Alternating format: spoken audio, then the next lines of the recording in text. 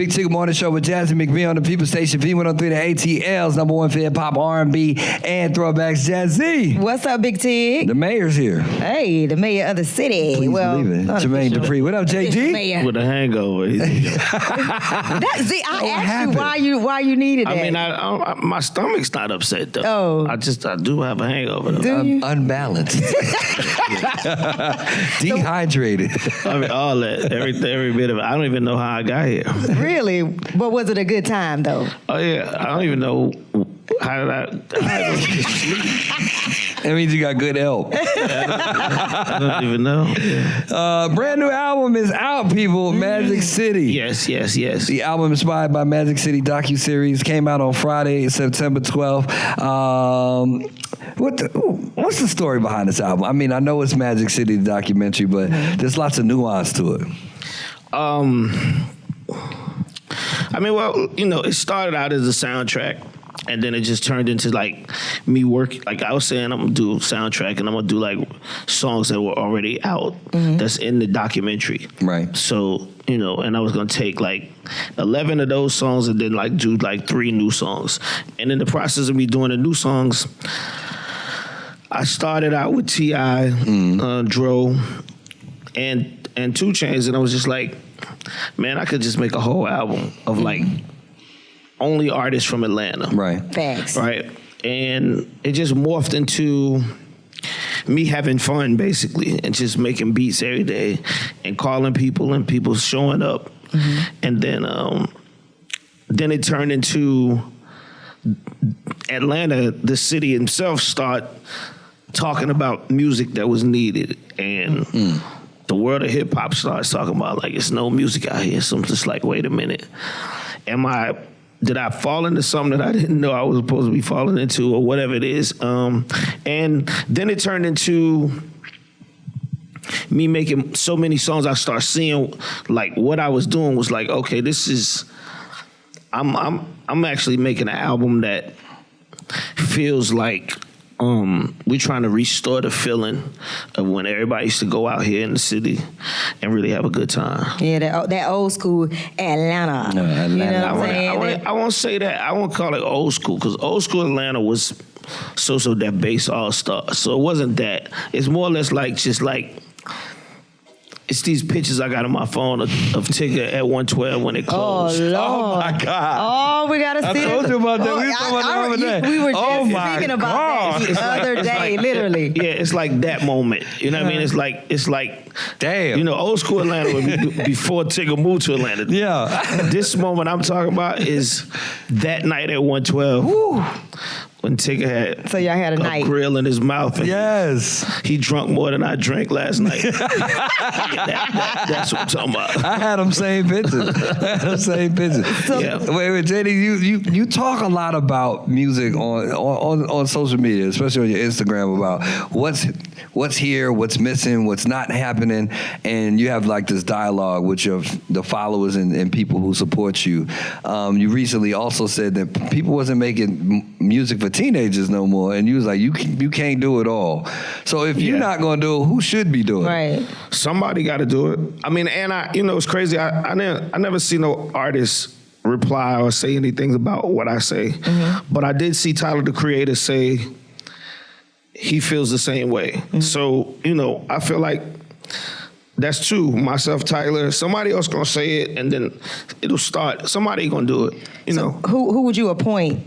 Like who would be your maybe one artist?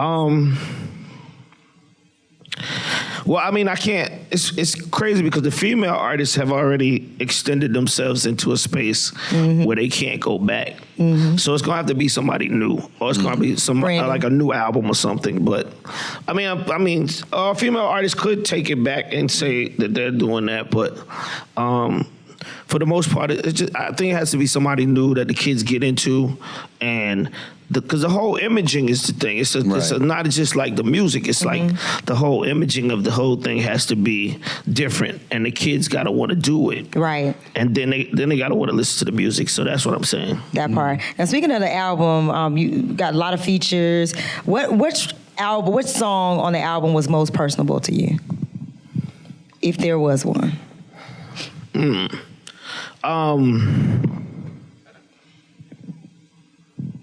That's an interesting question. I'm probably gonna say Magic City Money because I sat there and really like crafted that beat specifically for exactly what I see happening when the song comes on. Nice. I mean, I made all the beats like that, but that beat in particular, I was there just like determined to make a song do what I wanted it to do. Usually I don't have a place where I want music to actually react. I just want to make music. But this is a song that I was like, specifically, I'm putting J Money on this song so that it will have this vibe, right? And when he got there, I was just like, I ain't have to tell him much. He heard the beat. Makes sense. He was on go. So it was like, that song to me probably is the one that's more personal. Love it. Yeah. I saw the visual for Atlanta with CeeLo. Yeah, it dropped at 12 o'clock. Yeah, I watched it. Oh, yeah, it was out. Yeah. Yeah, tell me a little bit about the song and about that visual. Well, the song, like I said, actually the song came, CeeLo idea was the song. And when he said what he said, right, I had already had this idea about what the album was. It's like one of the last songs I did. And I had this idea that Magic City is not Atlanta, the city, on my album. Magic City is Atlanta, and that's what we call in Atlanta. The girl on the cover that can't nobody see the face, her name is Atlanta, because that's how we say Atlanta. We don't say it. So her actual name is Atlanta. Really? She is the queen of Magic City. Okay. She's been kidnapped. And it's our duty to go back and try to bring her back to the city. Okay. And put her back in Magic City in the place where she's supposed to be. I see what you're doing. I see what you're doing. Bring her home and send her back to work. I see what you're doing. By the way, listen. So, I like it. this whole story that I just told y'all, I had this in my head before the CeeLo song. The CeeLo called me. It was like, JD, he called me OG. OG, this is what we need to do. And I was like, how do you know this? How do you know that this is what I want to do? And he's like, what you talking about? And I was just like, don't worry about it. So we came to the studio. We made the song Atlanta, basically. And that song, basically, to me, is the actual theme song of the album. But we didn't make it. I mean, we didn't know that. I didn't know that was going to be the theme song of the album because the story that I'm talking about is still just in my head. You can't see that if you look at the album. You don't actually know that's what's happening. But that's pretty much what it is. The CeeLo song is like the theme song of Atlanta. Just feeling like what we used to do here in Atlanta is, like Suzuki Samurais used to be like a real thing. Wow. We used to have, what's them cars, Jetta? Yeah, like them Jettas. We had like a Jetta club on Old National Highway where you'll see a whole like 12, 30 Jettas come down the street. Where people just ride around. It's like a car, car culture. Right. I made this album for the car culture, ultimately. That's what it is. And so we start filming this video. Well, let me go back. I wasn't even going to film the video yet. I was going to hold it. Okay. CeeLo called me again and said, OG, come out here to the the little bridge where you can see the skyline. What's the bridge called? What's the street called? It's right over there by the stadium. Yeah. I said, what? He's like, yeah, I'm shooting a video. And I'm like, wait. It's my song. So he told you that he shoot the video. Oh, yeah, no, he shot the video. He shot the video. Okay. He shot the video. So I pull up. I just pull up to my song video being shot without me. And CeeLo's on the bridge. He just went to IKEA and got like this screen and all the furniture that he wanted to put on the bridge. Crazy. That's crazy. So it was like a real it's super Atlanta. Like it's just Atlanta. But yeah, the whole idea of that video is that CeeLo was supposed to be on his way to downtown or something. And something happened with the car. You can't see that in the video, but that's what I'm just saying. Something happened with the car. He had to Uber him a stripper because he was going to Blue Flame. He had to Uber a stripper. Yeah, that's from Atlanta. That's super Atlanta. So he Ubered Next level Atlanta. This Atlanta. This is Atlanta. So he Ubered a stripper from Blue Flame to come over to the bridge. Then he called me and he told me to come over there. Then he set the bridge up like it was a club. Yeah. He put these little chairs out on the bridge, and he put this divider that he went and bought at IKEA up so the girl could come and change her clothes on the bridge. Listen. And then come from behind the curtain thing Pop and out. dance for me and CeeLo JD. on the bridge. You gotta Listen, watch it. Y'all about to start a Blue Flame Magic City War because y'all. So I want to say this It's all too in about. fun, though, I want yeah. to say this too about the documentary Right. and my album. That's why I'm saying this. Like I said, Magic City is Atlanta. It's not the club. So Right. all the strip clubs to me in Atlanta benefit from this documentary Right. because strip club culture is Atlanta, and you learning the story about Magic Yep. makes you understand the story about Blue Flame, or makes you understand more about why is a Blue Flame Magic City, Right. Right. like even me, I didn't know growing up why we had so many strip clubs until I did this documentary. So I'm just finding out like, oh, okay, now I know why it was 2 Nickies on Stewart Avenue. Yeah. And it's a Blue Flame, and then it's a Magic City, then it's a Cheetah, and then it's a, you know what I mean, Body Tap. And I didn't know why we had so many. I thought we was just obsessed with strip clubs in Atlanta. But that's not actually a fact. If you watch the documentary, you learn that it's an actual law that was passed in Atlanta where you could be completely nude inside a club. And the hustlers in the city just went and started making clubs, Right. and that's basically what happened. So there's so many things you learn Yeah, there's a lot of by information digging in into this documentary as well as listening to the music. Listen, Right. the documentary's out and available now. So is the album. Yeah. So download it, Yes. stream it, live with it. We got more about the documentary, more about the album, more with Jermaine Dupri Yeah. right after this on the People Station V103. Big Tigger Morning Show with Jazzy McBee on the That's People right. Station V103, ATL's #1 for hip hop, R&B, and throwbacks. Jermaine Dupri. In the Yeah, I'm here. building. It's in the building. The documentary is airing. The album is out. Yeah. We left off talking about strip club culture. Yeah. Answer the criticism that this documentary and the music is glorifying strip club culture, which can be detrimental to young women in their lives. Can it be? I don't know. I don't know if it can be. But I answer to that and say, was Menace to Society glorifying gang violence? Did Boys in the Hood glorify gang violence? And are you cool with the glorification of gang violence, but you ain't cool with the glorification of strip clubs? And the only reason I say that is because this is actually culture in the city. It's not like, that's one of the things I want to do. I want Atlanta to stop, the people in Atlanta to stop acting like we don't have our own culture. Like when you go to LA, you got on a red hat and you're in a blue neighborhood. Oh, yeah. Somebody's gonna tell you like, yo, You gotta take it. might need to take that off. Yeah. Right. And it ain't gonna be the person that you with. It's gonna be somebody Right. else from that neighborhood, right? This is the way that they live, right? I want people out here to understand that adults in Atlanta, Georgia, Right. this is the way that we live. This is what we do. This is what we've been doing. You know what I'm saying? And Magic celebrating its 40th anniversary this year. We don't celebrate black establishments that's lasted longer than 5 years. Right, that part. Right.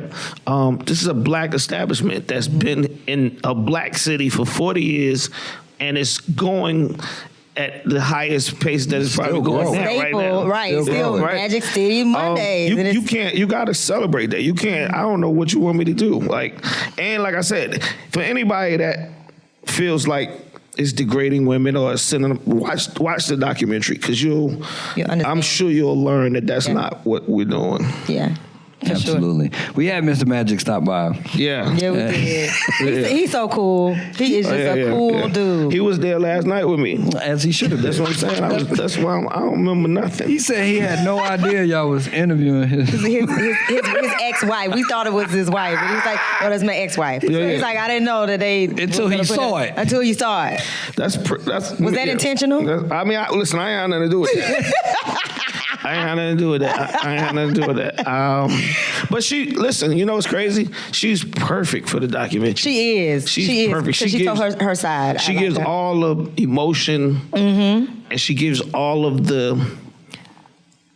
She's all of the women that you just asked me about that feel like we're degrading women. She is the person that will curve all of them to understand, okay, it's just a job. You know what I mean? It's something that is a job. You have an opportunity as a woman to go work at FedEx, V103, Sizzler, you know what I mean, Houston's, or Magic City in Atlanta, whichever one you want to do. It's your choice. It'll make it happen.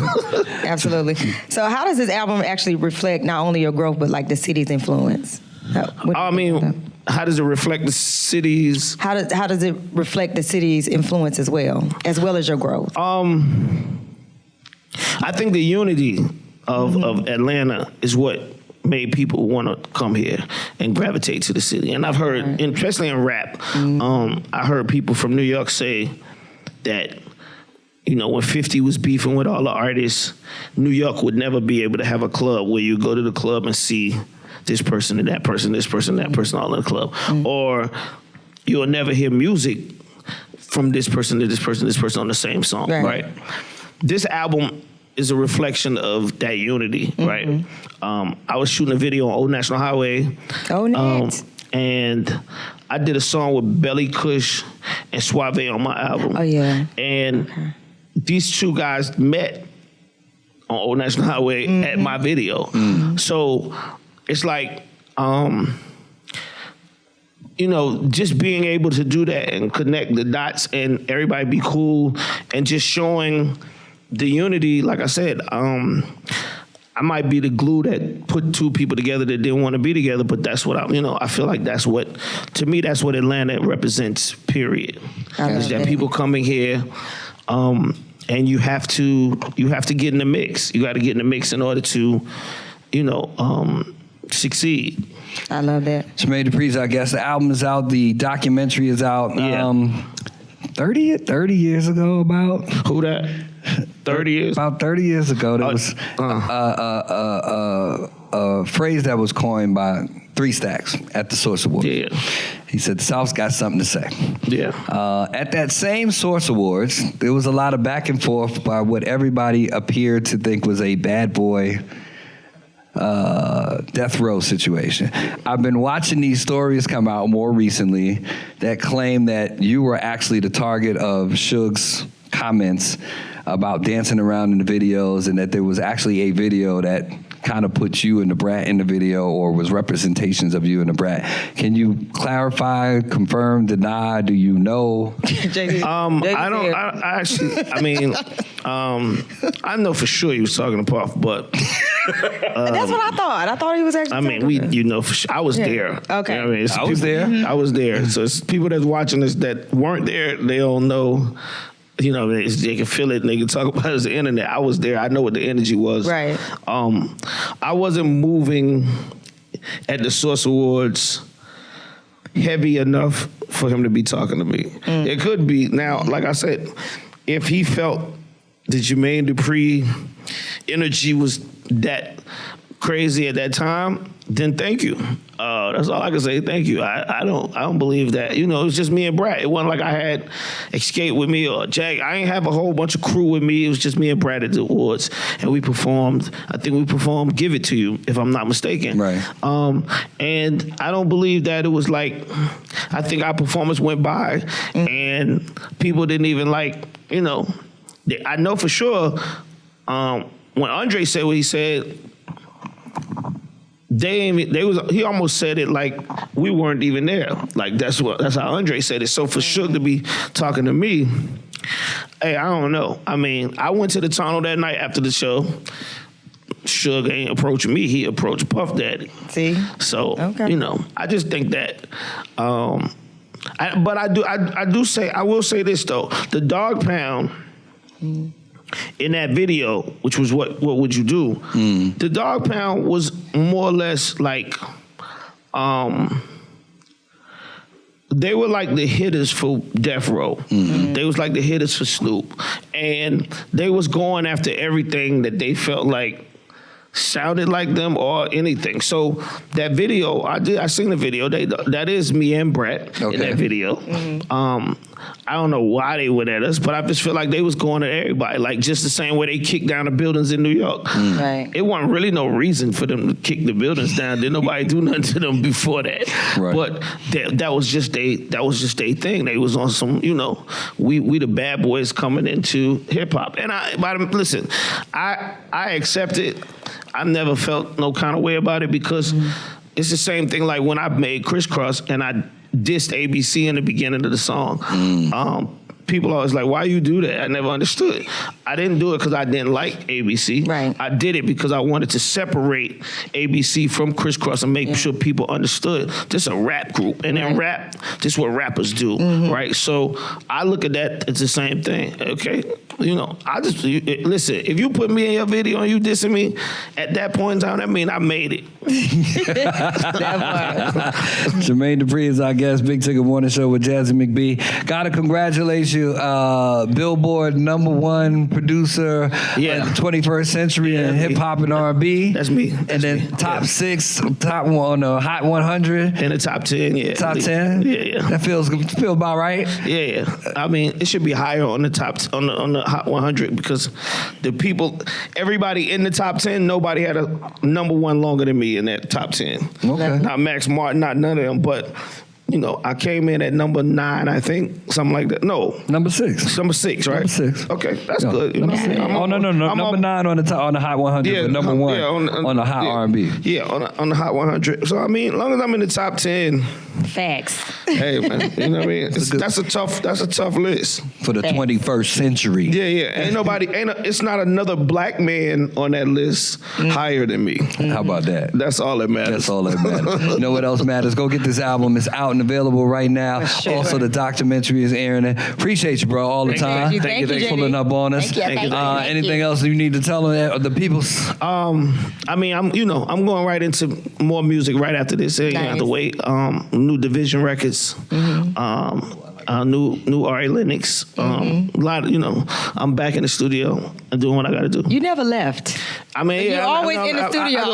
When I say back in the studio, I'm talking about right down the street. Okay. I ain't talking about like, I left. And when I'm saying I'm back in the studio tonight, back in the studio. Oh, man. Okay, nice. All right, Jermaine Dupri is in the building. Again, the album and the documentary are available right now. Go check it out. Big Sig, big things. Jazzy McBee. We back with more next on V103. You heard.